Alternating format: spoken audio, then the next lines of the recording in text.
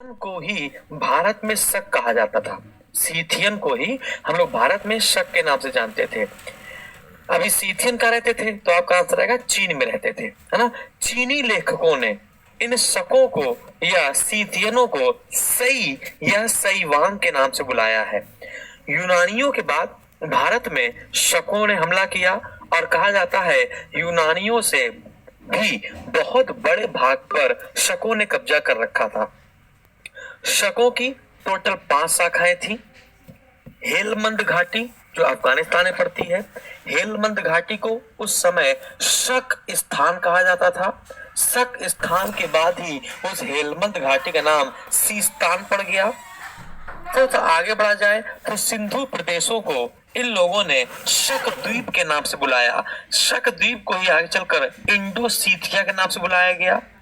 शक भारत में किस दर्रे से प्रवेश किए थे, तो शक भारत में अफगानिस्तान में पड़ता है बोलन दर्रा, ठीक है ना। तो शक भारत में बोलन दर्रे से होते हुए आए थे। क्लियर है। भारतवर्ष पर इन लोगों ने अपना पहला हमला 71 बीसी के आसपास किया।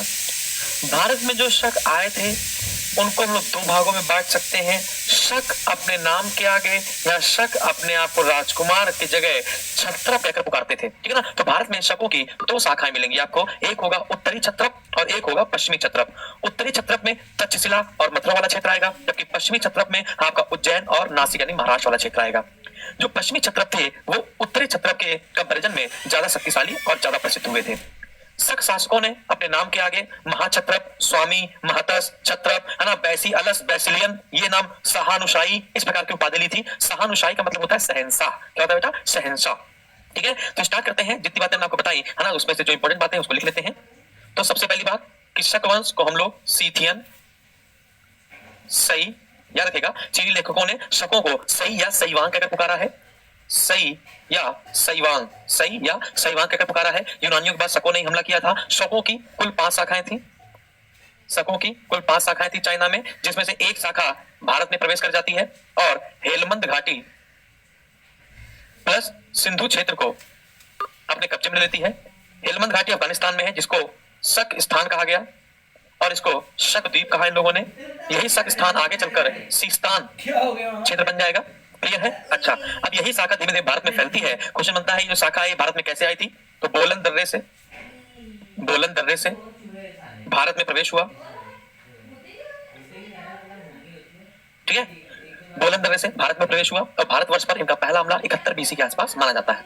तो प्रथम हमला 71 बीसी के आसपास माना जाता है। उपाधियों की बात करें तो क्षत्रप, स्वामी, सबसे इंपॉर्टेंट उपाधि, हाँ, सहानुशाही। क्या बेटा? सहानुशाही। अब इससे भी इंपॉर्टेंट तो उपाधि क्या लगाएंगे हम लोग बेटा? बैसिलियस। क्या बेटा? बैसिलियस, बैसिलियन, बैसिलियस, बैसिलियन। क्लियर? ये हो गया आपकी उपाधियां। और भी बहुत सारी उपाधियां मिलती हैं। क्षत्रप की जगह आपको महाक्षत्रप भी मिल सकता है, महतस भी मिल सकता है, इस प्रकार से मिल सकता है। ठीक है ना। इंपॉर्टेंट क्या है समझते हैं। इंपॉर्टेंट ये है कि इस शाखा को हम लोग 2 भागों में बांटेंगे, एक उत्तरी क्षत्रप और एक होंगे पश्चिमी क्षत्रप। ठीक है, उत्तरी क्षत्रप में आपका तक्षशिला और मथुरा के क्षत्रप आएंगे और यहां पर आपका नासिक और उज्जैन के क्षत्रप आएंगे। ठीक है ना, याद रखना है आपको। अगला क्वेश्चन, पश्चिमी क्षत्रप की अगर बात की जाए, इन पश्चिमी क्षत्रप की बात की जाए तो इनकी मुद्राओं में, इस पश्चिमी क्षत्रप की मुद्राओं में हमको यूनानी लिपि, ब्राह्मी लिपि और खरोष्टी लिपि, याद रखिएगा। इन पश्चिमी क्षत्रपों की मुद्राओं में हमको 3 लिपियां मिलती हैं, यूनानी लिपि, ब्राह्मी लिपि और खरोष्टी लिपि। सबसे इंपॉर्टेंट है इनकी मुद्राओं पर एक चीज कि इन्होंने जो भी मुद्राएं छपवाई उन पर, है ना, इन्होंने संवत लिखवाया। क्या लिखवाया बेटा? तिथि का वर्णन करवाया है। बात समझ आ रही है? क्लियर है। तो तिथि का वर्णन करवाना पश्चिमी क्षत्रपों की मुद्राओं की एक अनोखी विशेषता है। क्लियर भाई? चलिए, तो अब सबसे पहले किस पर बात करना चाहेंगे हम लोग? तो सबसे पहले बात करना चाहेंगे तक्षशिला के शकों पर। ठीक है, तो तक्षशिला के शक पर बात किया जाए तो तक्षशिला का जो पहला शासक होता है शकों में, उसका नाम होता है मोयस या मेऊस। बहुत सारी किताबें हैं जो आपको मोयस नाम देंगी, बहुत सारी किताबें हैं जो उसको मेऊस नाम देंगी। ठीक है ना। भारत का पहला शक विजेता था मेऊस या मोयस। ठीक है, तो अभी हम बात करते हैं तक्षशिला पर। ऐसे एरो लगा देते हैं। तो पहला शासक कौन था भाई? मेऊस या मोया। सुनते रहिएगा, इंपॉर्टेंट है सुनना। तो तक्षशिला का पहला शासक था मेऊस और ये भारत का पहला शक विजेता था। तक्षशिला ताम्रपत्र अभिलेख में इसको महाराजा मोग का नाम दिया गया है। याद रखिएगा, तक्षशिला ताम्रपत्र अभिलेख में इस मेऊस का नाम क्या दिया गया है? महाराजा मोग कहा गया है। मेऊस के बाद गद्दी पर बैठा था एजेस प्रथम। क्या बैठा था? एजेस प्रथम। समझिएगा, एजेस प्रथम। एजेस प्रथम की मृत्यु के बाद गद्दी पर बैठा था एजिलिसेज। क्या बेटा? एजिलिसेज। एजिलिसेज के बाद गद्दी पर बैठा था एजेस सेकंड। सुनते हैं, सुनिएगा, देखिएगा। तो तक्षशिला का पहला शासक था मेऊस, भारत का पहला शक विजेता था मेऊस। मेऊस के मरने के बाद गद्दी पर बैठा था एजेस प्रथम और एजेस प्रथम के मरने के बाद गद्दी पर बैठा था एजिलिसेज के बाद गद्दी पर बैठा था एजेस सेकंड। समझिएगा, जिस समय एजेस प्रथम गद्दी पर बैठा था उसी समय इसका पुत्र एजिलिसेज भी है ना इसके शासन काल में ही गद्दी पर बैठ गया था। मतलब इन दोनों ने मिलकर ही तक्षशिला का शासन चलाया था। अच्छा, अब इंपॉर्टेंट क्या है? अब क्वेश्चन है कि इंपॉर्टेंट क्या है? इंपॉर्टेंट ये है, यहां से क्वेश्चन बन सकता है, इस एजिलिसेज से क्वेश्चन बन सकता है क्या कि एजिलिसेज के हम लोग सिक्के देखें, यदि हम लोग एजिलिसेज के सिक्के देखें तो लिखिए इसके सिक्कों पर हाथी द्वारा, लिखिए एजिलिसेज के सिक्कों पर हाथी द्वारा लक्ष्मी का अभिषेक करते हुए चित्र, कुछ अन्य सिक्कों पर लक्ष्मी जी का सबसे पुराना चित्र भी देखा गया है। याद हो गया? क्लियर है? ठीक है, याद हो गया। तो एजिलिसेज के कुछ सिक्कों पर हाथी द्वारा लक्ष्मी जी का अभिषेक करते हुए दिखाया गया है और कुछ सिक्कों पर लक्ष्मी जी का सबसे पुराना चित्र भी आपको देखने को मिला है। एजेस सेकंड पे लिखिए बेटा कि एजेस सेकंड को पहला वंश का राजा गोंडो फर्नीज ने हराया। गोंडो फर्नीज, याद रखिएगा, एजेस सेकंड को गोंडो फर्नीज ने हराया। गोंडो फर्नीज पहला वंश का शासक है। पहला मतलब पार्थिया, मतलब ईरान से आया हुआ राजा। याद रहेगा? डन। तो इंपॉर्टेंट जो तक्षशिला का शासक, जो शासक थे, है ना, वो हमने आपको यहाँ पर बताने की कोशिश करी और इससे ज्यादा आपको कहीं नहीं मिलेगा, किसी भी किताब में नहीं मिलेगा। क्लियर है? पता बताइए जल्दी जल्दी। ठीक है, अब आते हैं मथुरा के शक शासक। माना जाता है कि जो मथुरा के शक शासक थे, पहले ये लोग उज्जैन में रहा करते थे। मथुरा के जो शक शासक थे, पहले ये लोग उज्जैन में रहा करते थे। याद रखना, कहाँ रहा करते थे बेटा? उज्जैन में रहा करते थे। ठीक है ना? लेकिन आगे चलकर विक्रमादित्य नाम का राजा आया और विक्रमादित्य नाम के राजा ने इन मथुरा के शकों को खदेड़ दिया। ठीक है ना? उज्जैन से खदेड़ दिया तो वो उज्जैन से भागकर मथुरा आ गए और वही विक्रमादित्य नाम का जो राजा था, जो मालवा यानी उज्जैन का राजा था, है ना, उसने इनको जब खदेड़ दिया तब विक्रम संवत यानी विक्रम कैलेंडर चलवाया 57 BC में। याद रहेगा ना बेटा? ठीक है ना? तो पेपर में आता है कि बताइए सत्य की विक्रम संवत की शुरुआत किसने की थी और कब की थी? तो विक्रम संवत की शुरुआत विक्रमादित्य ने की थी 57 BC में। क्लियर है? और ये किस उपलक्ष्य में इसने संवत चलवाया था? तो आपका आंसर आएगा कि इन्होंने उज्जैन के शकों को खदेड़ कर मथुरा भेज दिया था। उज्जैन के शकों को, है ना, पराजित करके या खदेड़ कर कहां भेज दिया था बेटा? मथुरा भेज दिया था। इतनी बात समझ में आई? फटाफट बताइए जल्दी से। क्लियर है? अच्छा, एक बार आईएएस के पेपर में क्वेश्चन बना कि विक्रम संवत जो 57 BC में चलाया जाता है या 57 BC में शुरू हुआ था, किस उपलक्ष्य में चलाया गया? तो और इसमें कुछ ऑप्शन दिए हुए थे। लिखा हुआ था कि इसमें गलत कौन सा था कि विक्रमादित्य ने उज्जैन से शकों को पराजित किया था, इस उपलक्ष्य में चलाया गया, ये कथन सत्य है। दूसरा, विक्रमादित्य के पिता का नाम गर्दभिल्ल था, जो मालवा का पहले राजा हुआ करता था, वो उसी का पुत्र था। ये सेकंड वाला ऑप्शन में था। ठीक है ना? अगला क्वेश्चन बनाया गया कि जो विक्रम संवत है, जो विक्रमादित्य ने चलवाया था, उसने नासिक के शकों को पराजित किया था। इस प्रकार से क्वेश्चन पूछा जाएगा। तो आपका आंसर क्या है? मैंने आपको बताया। क्लियर बेटा? चलिए हेडिंग डलेगी बेटा मथुरा के शक। हेडिंग पड़ेगी मथुरा के शक। तो मथुरा के शक की बात की जाए तो इसका पहला राजा राजुल, इसका जो पहला शासक माना जाता है वो माना जाता है राजुल। क्लियर है? इसका जो पहला शासक माना जाता है उसको क्या मानते हैं बेटा? राजुल मानते हैं। मथुरा में इसने एक शेर का स्तंभ बनवाया और उस शेर के स्तंभ में इसने अपना छत्रप के नाम से नामकरण करवाया। इसने अपने नाम के आगे, राजुल नाम के आगे, महाछत्रप का प्रयोग किया। बेटा उस समय मथुरा को मोरा कहा जाता था। कैसे कभी किताब पढ़ो और कभी मोरा मिल जाए तो मोरा समझ जाएगा यहाँ पर मथुरा की बात हो रही है। ठीक है ना? राजुल के सिक्कों पर आपको राज की उपाधि देखने को मिलेगी।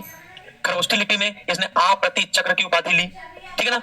ग्रीक लिपि में इसने ब्रेसिलियोस नाम की उपाधि ली थी और स्तंभ लेख में, सिंह स्तंभ लेख में इसने महाछत्रप नाम लिया था या महाछत्रप की उपाधि ली थी। ठीक है ना? ओके, फिर क्वेश्चन बनता है कि गर्दभिल्ल के पुत्र, मालवा के राजा गर्दभिल्ल के पुत्र विक्रमादित्य ने मथुरा के शकों को पराजित किया और वहां से खदेड़ के भगा दिया। तो उज्जैन से भागकर मथुरा पहुंच गए और इसी उपलक्ष्य में विक्रमादित्य ने 57 BC में विक्रम संवत चलवाया। ठीक है? विक्रमादित्य मालवा यानी उज्जैन का शासक था और उसने उज्जैन को अपनी राजधानी बनाई थी। राजुल का उत्तराधिकारी था सोडास। क्या था बेटा? सोडास। राजुल का जो उत्तराधिकारी था वो था सोडास। सोडास का जो उत्तराधिकारी था वो था तोरणदास। सोडास का जो उत्तराधिकारी था वो कौन था बेटा? तोड़ादास था। और तोड़ादास ने कुषाणों की स्वाधीनता या कुषाणों की गुलामी स्वीकार कर ली थी। ठीक है, क्लियर है? तो यहाँ पर आपका इंपॉर्टेंट क्वेश्चन, तक्षशिला के जो शख्स शासक थे वो बता दिए, और मथुरा के जो शख्स शासक थे उस पर बात कर ली। डन। अच्छा, अब हम लोग बात करेंगे पश्चिमी क्षत्रप पर। जब पश्चिमी क्षत्रप पर बात करेंगे तो यहाँ नासिक की बात करेंगे, उज्जैन की बात करेंगे। तो नासिक में शकों ने अपने वंश का नाम धर लिया था, क्या बेटा? क्षयरात शक या क्षयरात वंश, क्षयरात शक। और इनको कहा जाता है कार्दमक शक। ठीक है, तो नासिक के जो शक थे उनको हम लोग क्षयरात शक के नाम से जानते हैं, और उज्जैन के जो शक थे उनको हम लोग कार्दमक शक के नाम से भी जानते हैं। क्षयरात वंश या क्षयरात शक का जो शासन था वो पूरे महाराष्ट्र में फैला हुआ था। क्षयरात वंश का जो पहला शासक था या पहला राजा था उसका नाम था भूमक। क्या नाम था बेटा? यहाँ याद रखिएगा, मोयस राजुल पहला राजा इंपॉर्टेंट है, मोयस या मेउस, और यहाँ का था राजुल। नासिक में क्षयरात शक वंश था, उज्जैन में कार्दमक शक वंश था।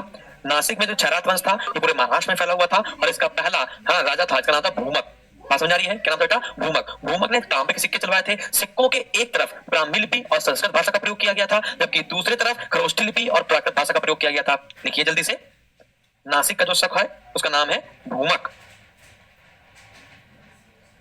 तो संभवतः पहला शासक था उसका नाम क्या था? भूमक। इसका था चपटन या चष्टन भी कहते हैं। ठीक है ना? तो भूमक से क्वेश्चन क्या बना, लिखिए जल्दी से। भूमक ने तांबे के सिक्के चलवाए थे।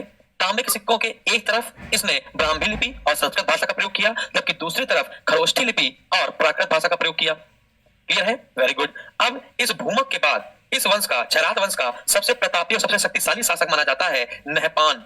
ये नहपान बताया, याद करिए जल्दी से। हमने आपको जब सातवाहन वंश पढ़ा रहे थे तो बताया था क्या कि गौतमी पुत्र सतकर्णी ने, याद करो ना, गौतमी पुत्र सतकर्णी ने नहपान शासक को हराकर मार डाला, है ना? और इसकी जानकारी हमको जोगल थंबी अभिलेख से मिलती है। ठीक है, और जोगल थंबी अभिलेख से पता चलता है कि जोगल थंबी, है ना, कोषागार पर इसने अधिकार कर लिया अगले 100 सालों तक। ये सब बताई थी हमने आपको सातवाहन वंश में, तो बताया था हमने आपको। क्लियर है? चलिए स्टार्ट करते हैं। तो क्या बताया आपको कि इस वंश का सबसे प्रतापी शासक था कौन बेटा? नहपान। क्या नाम था बेटा? नहपान। क्लियर है? नहपान के हमको 3 सबसे प्राचीन अभिलेख गोवर्धन से मिले हैं। कहां से बेटा? गोवर्धन से मिले हैं। गोवर्धन पता है आपका नासिक में ही, गोवर्धन का होता है नासिक में ही। नहपान का एक अभिलेख हमको महाराष्ट्र के पूना में जगह है कारले। ठीक है ना? तो नहपान का एक अभिलेख हमको पूना के कारले से मिला है ना? और पूना के कारले अभिलेख में ही नहपान के दामाद का उल्लेख है। नहपान के दामाद का नाम था उसावदात। क्या नाम बेटा? उसावदात। उसावदात की जगह कहीं कहीं आपको ऋषभ दत्त का नाम भी मिलेगा। ठीक है ना? क्लियर है? तो नहपान का दामाद कौन था बेटा? ऋषभ दत्त या उसावदात। कि दामाद था यानी कि नहपान की पुत्री से विवाह हुआ होगा। नहपान की पुत्री का नाम क्या था? दक्षमित्रा। मैं बोलता हूँ क्या नाम था? दक्षमित्रा। नहपान ने 3 लाख गाय दान करी थी। ठीक है ना? नहपान ने 3 लाख गाय दान करी थी, इसलिए इसको 3 लाख गौ दान करने वाला के नाम से भी जानते हैं। ठीक है ना? पेपर में आता है ऋषभ दत्ता या ऋषभ दत्त या उसाव दत्त। ठीक है ना? ऋषभ दत्त या उसाव दत्त, है ना, किसका दामाद था? तो आपका आंसर आएगा नहपान का दामाद था। उसाव दत्त की अपनी प्रेम कहानी है, इसका उल्लेख कारले की गुफाओं में हमको देखने को मिलता है। ठीक है ना? जो उसाव दत्त है या ऋषभ दत्त है, ठीक है ना, ऋषभ दत्त है, वो नहपान का सेनापति था, या कह सकते हैं कि नहपान का राइट हैंड था। धीमे धीमे उसाव दत्त को नहपान की पुत्री से प्यार हो जाता है, तो उसी की प्रेम कहानी आपको कारले अभिलेख में देखने को मिल जाएगी। क्लियर है? अच्छा, उसाव दत्त को नारियल से बहुत प्रेम होता है। उसाव दत्त को, इसका दामाद को, उसाव दत्त ऋषभ दत्त को, इसके सेनापति को नारियल के पेड़ से बहुत प्यार होता है। इसने लगभग कहा जाता है कि 8000 नारियल के पेड़ लगवाए, और 8 के 8000 नारियल के पेड़ इसने सभी ब्राह्मणों को दान में दे दिया। बात समझ आ रही है? क्लियर है? अच्छा, नहपान की जो राजधानी है वो मिन्न नगर थी। मिन्न नगर मतलब गुजरात में जो भड़ौच पड़ता है, भड़ौच, है ना, गुजरात का जो भड़ौच बंदरगाह है, बस वही भड़ौच और नासिक के बीच में। ठीक है ना? तो नहपान की जो राजधानी थी वो मिन्न नगर थी। नहपान ने लगभग 46 वर्षों तक शासन किया था। नहपान ने लगभग 46 वर्षों तक शासन किया था, क्योंकि इसके सिक्कों पर युवा अवस्था से लेकर वृद्धावस्था तक के चित्र दिखाए जाते हैं।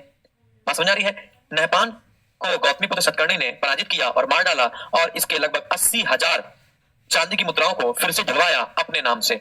कहा जाता है 70,000 चांदी की मुद्राओं का मूल्य मात्र 2,000 सोने की मुद्राओं के मूल्य के बराबर था। बात समझ आई? क्लियर है? तो ये हो गया आपका क्षयरात वंश। ठीक है, ये क्या हो गया आपका? क्षयरात वंश। अब हम लोग क्या देख सकते हैं? अब हम लोग देखेंगे कार्दमक वंश। इंपॉर्टेंट है। कार्दमक वंश का जो संस्थापक है वो है चष्टन। इसका संस्थापक है चष्टन। एक अंतिम शासक है विश्वसेन।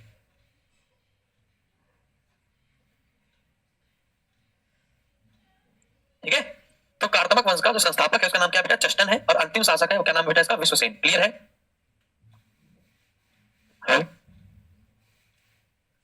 हेलो हेलो, ठीक है, हाँ आवाज तो आ रही बेटा? चलिए चलिए स्टार्ट किया जाए, जल्दी बताइए।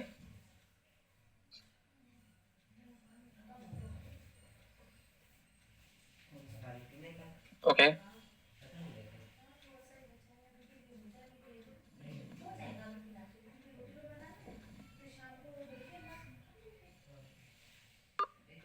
ठीक है, हाँ ओके। मुस्कान, उमेश, विनोद, अश्वनी।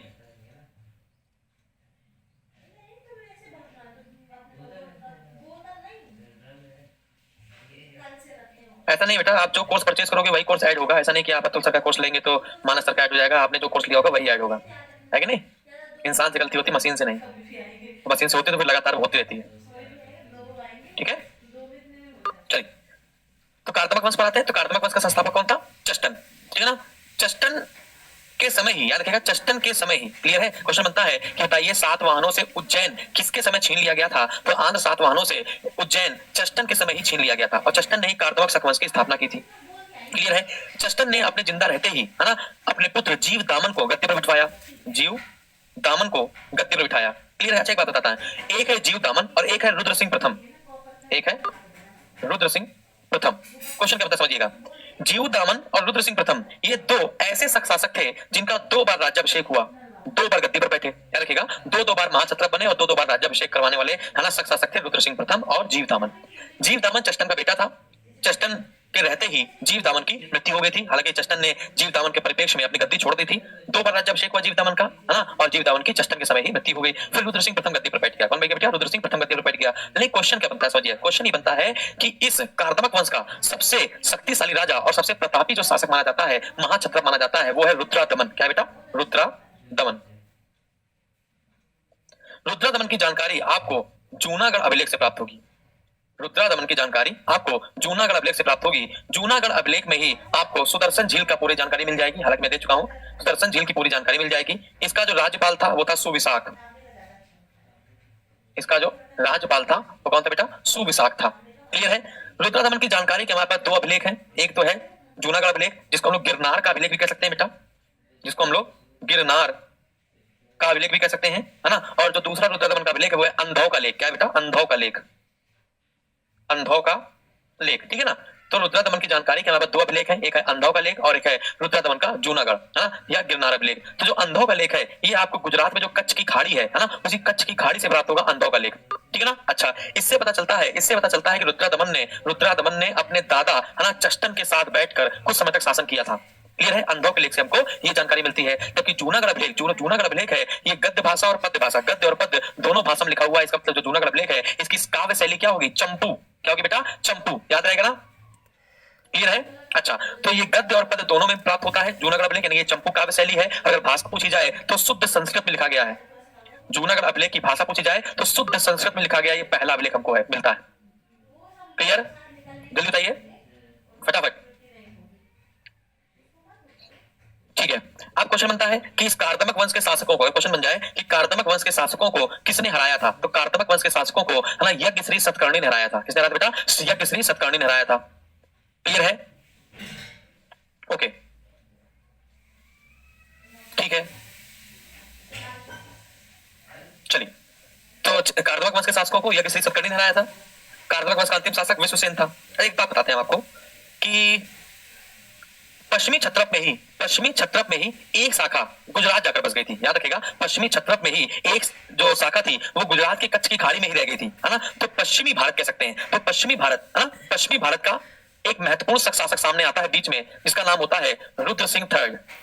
रुद्र सिंह थर्ड, ठीक है ना। रुद्र सिंह थर्ड ने चंद्रगुप्त विक्रमादित्य के भाई को हराया था और उसकी भाभी को बुलवाया था। बता चुके हैं। तो चंद्रगुप्त विक्रमादित्य लड़की बनकर जाता है और रुद्र सिंह थर्ड की हत्या कर देता है। इसलिए चंद्रगुप्त विक्रमादित्य को हम लोग शकारी के नाम से भी जानते हैं। किसके नाम से बेटा? शकारी के नाम से जानते हैं। ठीक है, चलिए। तो ये हमने आपको पढ़ाया शक शासक। आपसे जो पेपर में क्वेश्चन पूछेगा वो सिर्फ इतना है कि विशुद्ध संस्कृत का पहला अभिलेख कौन सा है? तो रुद्रादमन का जूनागढ़ या गिरनार अभिलेख। रुद्रादमन की जानकारी का दूसरा अभिलेख कौन सा है? अंधौ का लेख। अब क्वेश्चन बनेगा बताइए तक्षशिला का पहला शासक कौन था? तो आपका आंसर आएगा मेउस या मोयस। मथुरा का पहला शासक कौन था? तो आपका आंसर आएगा राजुल। नासिक का शासक वाला कौन था? तो आपका आंसर आएगा क्षरात वंश का शासक था, इसका नाम था भूमक। नैपान का संबंध नासिक से ही है बेटा। उज्जैन में था कार्दमक वंश और इसका संस्थापक था आपका चष्टन। अंतिम शासक था विश्वसेन। पश्चिमी भारत का महत्वपूर्ण शासक कौन था? तो रुद्र सिंह थर्ड था, जिसकी हत्या चंद्रगुप्त विक्रमादित्य ने की थी। बस आपको इतना याद रखना है। क्लियर है? अच्छा,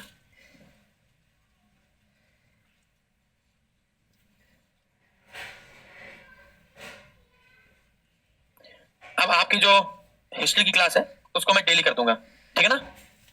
इसको मैं लगभग डेली की बेसिस पे ले लिया करूंगा और इसको जल्दी से समाप्त भी करना है, बहुत धीमे धीमे चल गया।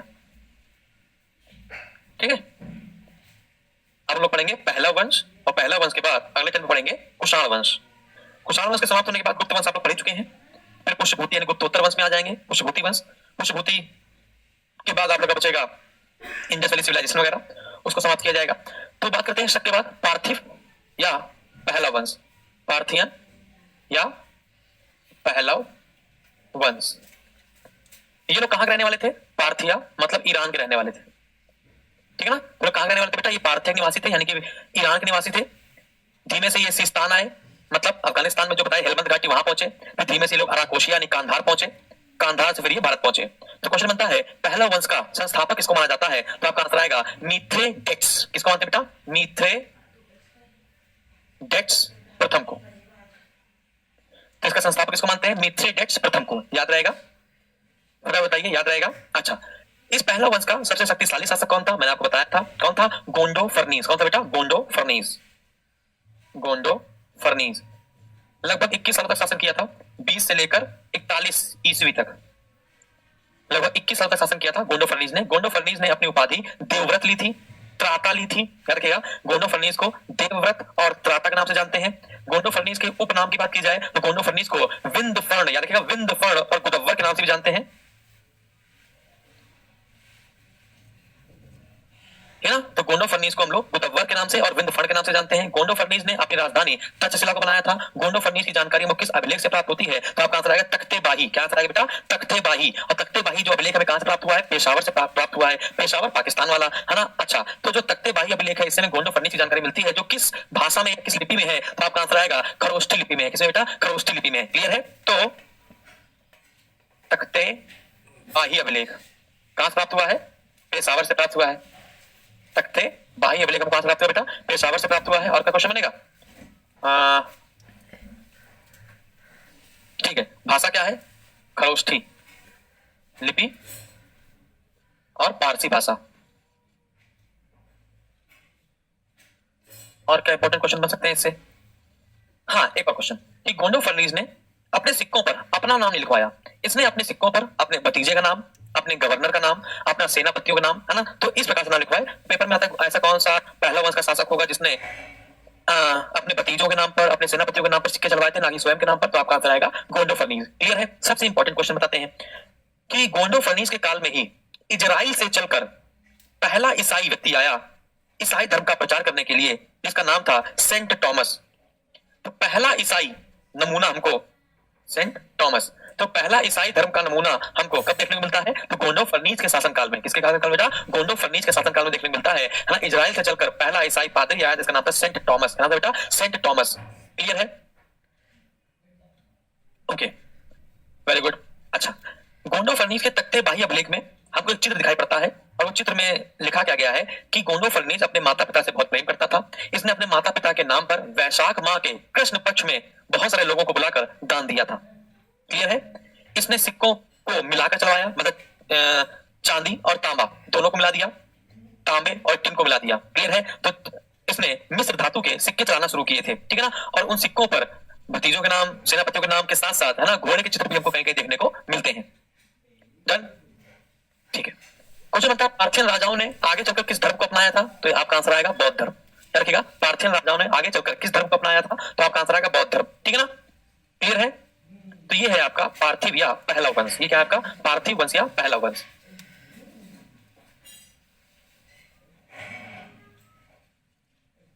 ठीक है? हाँ, इतने शासक थे, सबको करेक्ट करने में दिक्कत हो रही थी, तो अब तो दिक्कत नहीं हो रही ना, हमने सबको अलग अलग बताया है। कुछ के नाम कठिन आपको मिलते हैं। देखो, अभी जो 2-3 दिन से चल रहा है आपका ये वाला पार्ट, ये आपका प्री लेवल के क्वेश्चन आते हैं इससे। विंड फंड की उपाधि किसको दी गई?